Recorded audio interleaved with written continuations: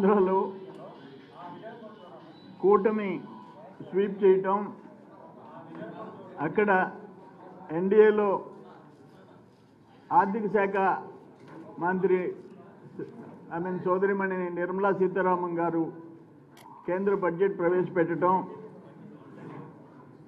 ఆంధ్రకి ఏవైతే జరగకూడదని జగన్మోహన్ రెడ్డి కోరుకున్నాడో ఈరోజు నిర్మలా సీతారామన్ గారు బడ్జెట్లో ఒకటి అమరావతికి 15,000 కోట్లు ప్రత్యేక సాయం, అది కాకుండా అవసరమైతే తదుపరి సహాయం చేసేదానికి కూడా సిద్ధమని ప్రకటించడం. 2, ఏపీ విభజన చట్టానికి అనుగుణంగా పోలవరం సత్వర నిర్మాణానికి సంపూర్ణ సహాయం. ఈ 2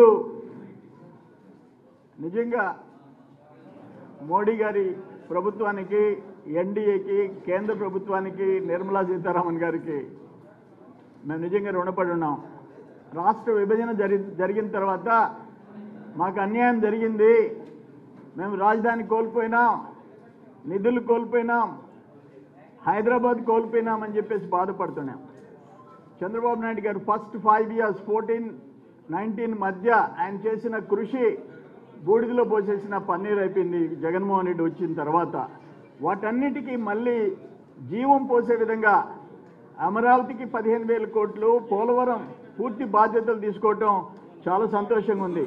అదొకటే కాదు, ఈరోజు విశాఖ చెన్నై పారిశ్రామిక కారిడార్కి, ఆ నోడ్కి ప్రత్యేక సాయం, హైదరాబాద్ బెంగళూరు పారిశ్రామిక కారిడార్కి అభివృద్ధికి ప్రత్యేక నిధులు, ఇవన్నీ కొప్పర్తి, ఓర్వకల్లు పారిశ్రామిక కేంద్రాలకు నీళ్లు, విద్యుత్, రోడ్లు, హైవేలకి అభివృద్ధికి నిధులు. చాలా ఆశ్చర్యంగా ఉంది, చాలా సంతోషంగా ఉంది.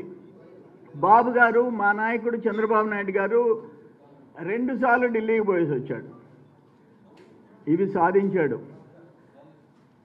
బాబు గారు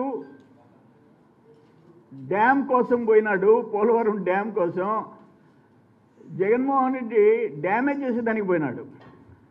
పాపం ఆయన ఆటలు సాగల. డ్యామ్ వచ్చింది, డ్యామ్కి నిధులు వచ్చినాయి, ఆయన డ్యామేజ్ చేసేదానికి పాపం ఆయన ఆటలు సాగలేదు. ఇది నిజంగా మరొకసారి నేను చెప్తుండా, మోడీ గారి ప్రభుత్వానికి, మా ఎన్డీఏ ప్రభుత్వానికి, కేంద్రంలో ఉండే మా ఎన్డీఏ ప్రభుత్వానికి మేమందరం రుణపడి ఉంటాం. మరింత అభివృద్ధి దిశగా మాకు సాయం చేయాలని చెప్పి అన్ని విధాల హైదరాబాద్ లాంటి టాప్ సిటీని మేము కోల్పోవటం. ఈరోజు తెలంగాణలో ఆదాయం అంతా హైదరాబాద్ నుంచే వస్తుంది. ఆల్ ఐటీ కంపెనీస్, ఆనాడు చంద్రబాబు నాయుడు గారు మొదలుపెట్టిన హైదరాబాద్లో ఐటీ కంపెనీల పెట్టుబడులు పరంపర కొనసాగింది. ఇప్పటికీ అదే పరిస్థితి ఉంది. ఈరోజు మళ్ళీ ఆ పరిస్థితి ఆంధ్రప్రదేశ్కి రావాలని చెప్పి అందరూ కోరుకున్నారు. కానీ 5 ఏళ్లలో నాశనం చేసేసాడు జగన్మోహన్ రెడ్డి రాష్ట్రాన్ని.